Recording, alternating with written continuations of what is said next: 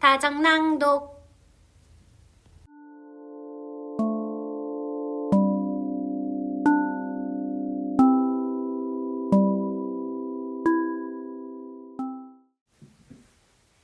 콜린은 또 불평을 합니다. 메리는 맞받아칩니다. 이 장에서 두 아이는 처음으로 제대로 싸웁니다. 평생 예스만 들어온 콜린에게 메리의 노는 충격 그 자체예요.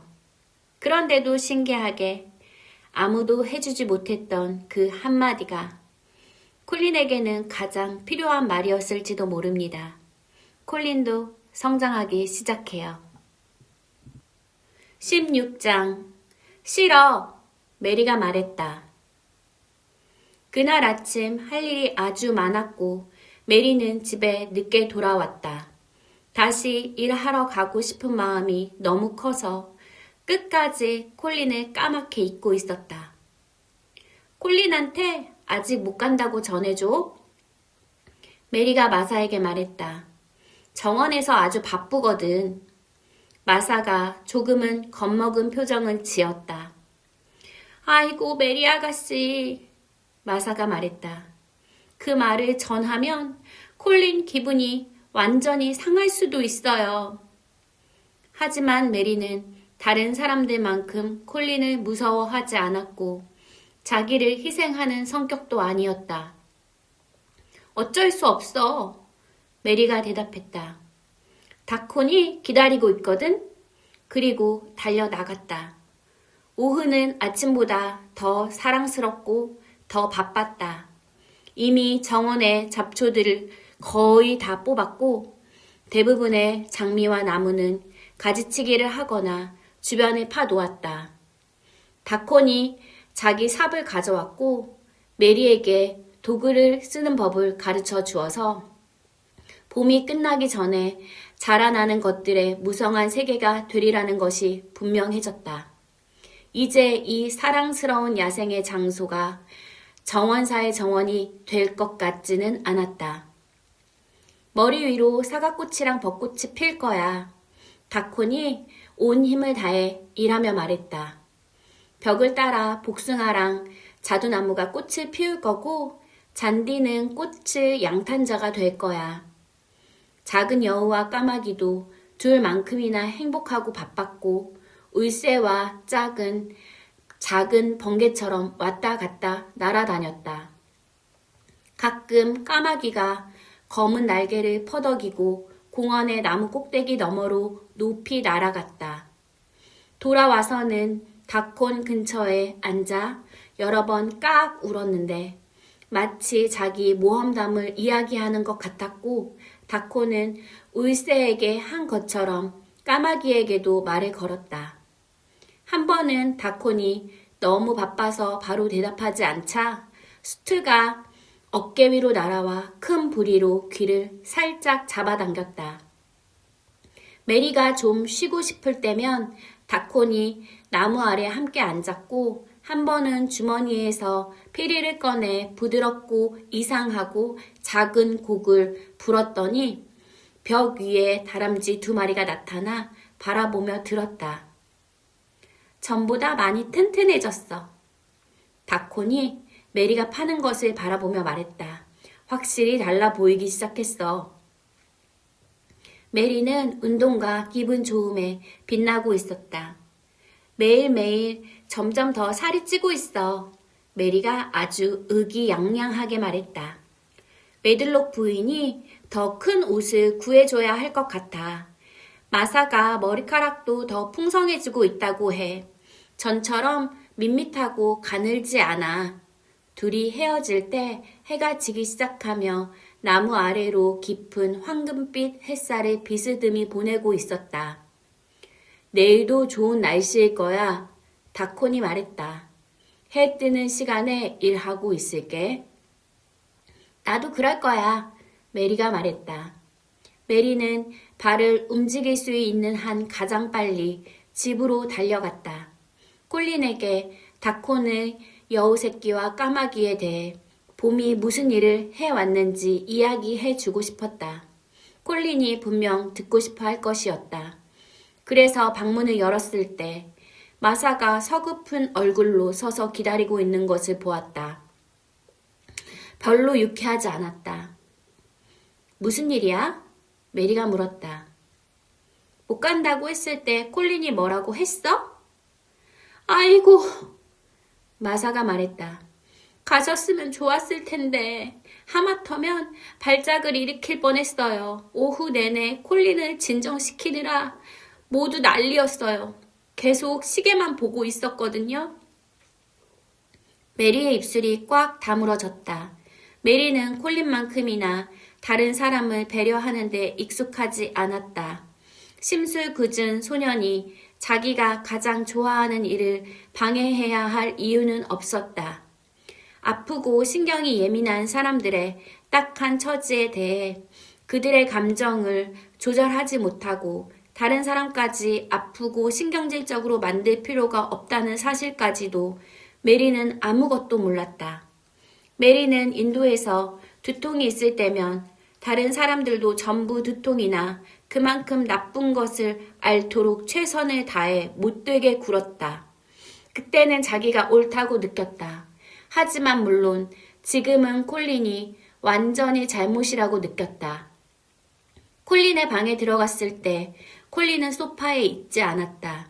침대에 반듯하게 누워 있었고 메리가 들어와도 고개를 돌리지 않았다. 나쁜 시작이었고 메리는 뻣뻣한 태도로 콜린에게 다가갔다. 왜 안 일어났어? 메리가 말했다. 오늘 아침에 네가 올 줄 알고 일어났었어. 콜린이 메리를 보지 않고 대답했다. 오후에 다시 눕히라고 시켰어. 등이 아프고 머리가 아프고 피곤하거든. 왜 안 왔어? 정원에서 다콘이랑 일하고 있었어. 메리가 말했다. 콜린이 인상을 찌푸리고 겨우 메리를 쳐다보았다.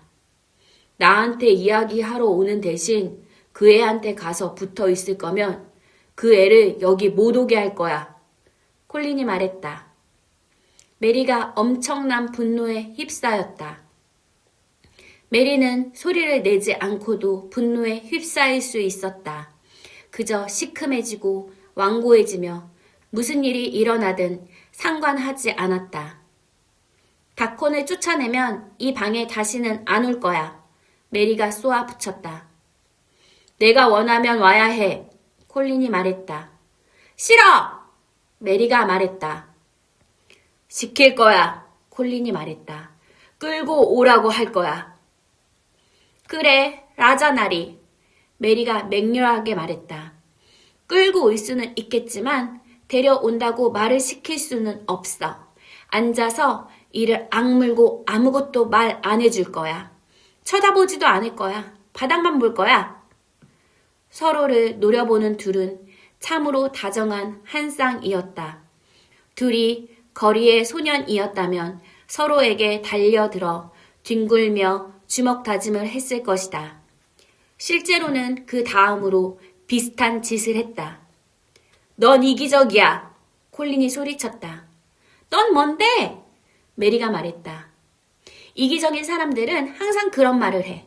자기가 원하는 대로 안 하면 누구든 이기적이라고 하지?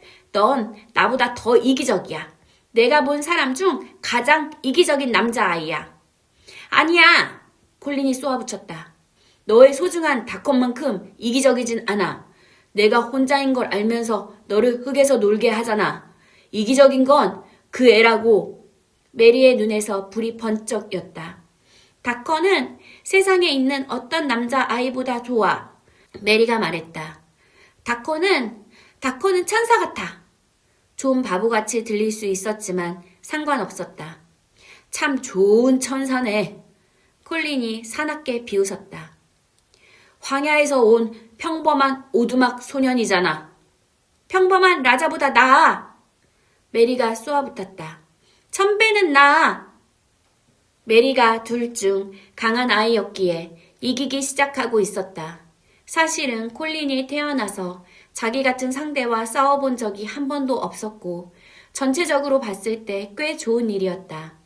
비록 콜린도 메리도 그것에 대해 아무것도 몰랐지만 콜린이 베개 위에서 고개를 돌리고 눈을 감자 큰 눈물 한 방울이 짜여나와 볼을 타고 흘렀다. 콜린은 자기 자신이 불쌍하게 느껴지기 시작했다. 다른 누구도 아닌 오직 자기 자신만. 나는 너만큼 이기적이지 않아. 항상 아프니까. 그리고 등에 혹이 올라오고 있는 것 같아. 콜린이 말했다. 게다가 난 곧 죽을 거야. 안 죽어! 메리가 동정심 없이 반박했다. 콜린이 붕괴하여 눈을 크게 떴다. 이런 말을 들은 적이 없었다. 화가 나면서도 약간은 기분도 좋았다. 사람이 동시에 두 가지 감정을 느낄 수 있다면 말이다. 안 죽는다고? 콜린이 소리쳤다. 죽어! 죽는다는 거 알잖아. 모든 사람이 그렇게 말해. 안 믿어! 메리가 시큼하게 말했다. 사람들이 안쓰러워하게 하려고 그런 말을 하는 거야. 그걸 자랑스러워하는 것 같아. 난 안 믿어. 네가 착한 아이였으면 믿을 수도 있겠지만 넌 너무 못됐어. 병약한 등에도 불구하고 콜린이 아주 건강한 아이처럼 분노로 침대에서 벌떡 일어나 앉았다. 방에서 나가! 콜린이 소리치며 베개를 잡아 메리에게 던졌다. 멀리 던질 힘은 없었고 베개는 메리의 발 앞에 떨어졌을 뿐이었지만 메리의 얼굴은 호두까기 인형처럼 잔뜩 찌푸려져 있었다. 그래 갈게. 메리가 말했다. 다시는 안 올 거야. 메리가 문으로 걸어가 문에 다 다르자 돌아서서 다시 말했다. 온갖 좋은 이야기를 해주려고 했었어. 메리가 말했다. 다콘이 여우랑 까마귀를 데리고 왔고 그것들에 대해 전부 이야기해 주려고 했어. 근데 이젠 한마디도 안 해줄 거야. 메리가 문 밖으로 나와 문을 닫자 놀랍게도 전문 간호사가 엿듣고 있었던 것처럼 서 있었다. 더 놀라운 것은 그녀는 웃고 있었다. 키가 크고 젊은 여자였는데 사실 전문 간호사가 될 만한 사람이 아니었다. 환자를 견딜 수 없어서 항상 핑계를 만들어 콜린을 마사나 대신해줄 아무에게나 맡겼다. 메리는 간호사를 좋아한 적이 없었고 그냥 서서 손수건에 낄낄대며 웃고 있는 간호사를 올려다 보았다. 뭐가 웃겨? 메리가 물었다. 너희 둘이, 간호사가 말했다. 저렇게 응석바지로 키워진 병약한 아이에게 일어날 수 있는 가장 좋은 일이야. 자기만큼 버릇없는 아이가 맞서는 건 말이야. 간호사가 다시 손수건에 대고 웃었다. 같이 싸울 수 있는 암여우 같은 여동생이 있었다면 그 아이를 구했을 거야. 콜린이 죽을 거야? 그건 나도 모르고 알고 싶지도 않아. 간호사가 말했다. 히스테리와 짜증이 그 아이 병이야. 히스테리가 뭐야? 메리가 물었다. 앞으로 콜린이 발작을 할 때까지 몰아붙이면 알게 될 거야. 하지만 어쨌든 네가 히스테리를 부릴 거리를 줬으니 나는 그게 기뻐. 메리는 정원에서 돌아왔을 때와는 전혀 다른 기분으로 방으로 돌아갔다. 짜증이 나고 실망했지만 콜린이 전혀 안쓰럽지는 않았다. 많은 이야기를 해주려고 했었고 그 큰 비밀을 믿고 말해도 안전할지 마음을 정하려고 했었다. 안전하다고 생각하기 시작했는데 이제 완전히 마음이 바뀌었다.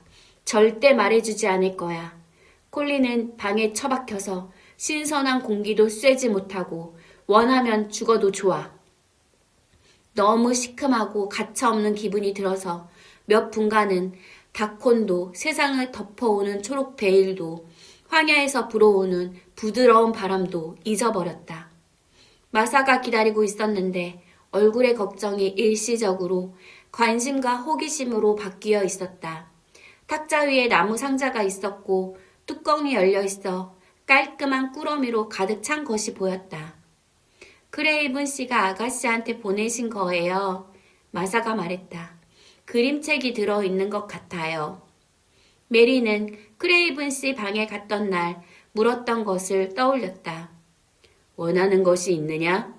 인형, 장난감, 책? 혹시 인형을 보내지 않았을까? 궁금해하면서 꾸러미를 열었고 만약 그랬다면 인형을 어떻게 해야 할까도 고민했다. 하지만 인형은 보내지 않았다. 콜린이 가진 것 같은 아름다운 책이 여러 권 있었고 그 중 2권은 정원에 대한 책으로 그림이 가득했다. 놀이도구가 2-3개 있었고 금색 모노그램이 새겨진 아름다운 작은 필기 세트와 금색 펜과 잉크통이 있었다. 모든 것이 너무 좋아서 기쁨이 분노를 마음에서 밀어내기 시작했다. 크레이븐 씨가 메리를 기억해줄 거라고 전혀 기대하지 않았고 딱딱해졌던 작은 마음이 꽤 따뜻해졌다. 나는 인쇄체보다 필기체를 더 잘 써. 메리가 말했다. 이 펜으로 가장 먼저 쓸 것은 고맙다는 편지야. 콜린과 사이가 좋았다면 선물을 보여주러 당장 달려갔을 것이다. 그림을 보고 정원책을 읽고 어쩌면 놀이도구를 써보기도 했을 것이고 콜린은 너무 즐거워서 죽을 거라고는 생각은 한 번도 안 했을 것이다. 혹이 올라오고 있는지 등에 손을 대보지도 않았을 것이다. 콜린에게는 그런 버릇이 있었는데 메리는 참을 수가 없었다. 콜린이 항상 그렇게 겁에 질린 표정을 짓기 때문에 불편하고 무서운 느낌이 들었다. 콜린은 언제나 아주 작은 혹이라도 느끼면 곱사등이가 자라기 시작한 것이라고 언젠가는 그렇게 될 것이라고 했다. 매들록 부인이 간호사에게 속삭이는 것을 들은 것이 그 생각을 심어주었고 혼자 비밀리에 곱씹다가 마음속에 아주 단단하게 자리 잡아버렸다. 매들록 부인이 콜린 아버지의 등도 어렸을 때 그런 식으로 굽기 시작했다고 했다는 것이다. 콜린은 자기의 발작이라 불리는 것들의 대부분이 숨겨진 히스테리적 공포에서 자라난다는 것을 메리 말고는 아무에게도 말한 적이 없었다. 그 이야기를 들었을 때 메리는 콜린이 안쓰러웠었다. 짜증이 나거나 피곤할 때마다 항상 그 생각을 하기 시작해. 메리가 혼잣말을 했다. 오늘 짜증이 났으니까 아마 오후 내내 그 생각을 하고 있을 거야. 메리는 가만히 서서 양탄자를 내려다보며 생각했다. 다시는 안 가겠다고 했지만 메리가 머뭇거리며 미간을 찌푸렸다. 그랬지만 아침에 가볼까? 콜린이 나를 원하는지 보러 또 베개를 던지려고 할지도 모르지만 그래도 가봐야 할 것 같아.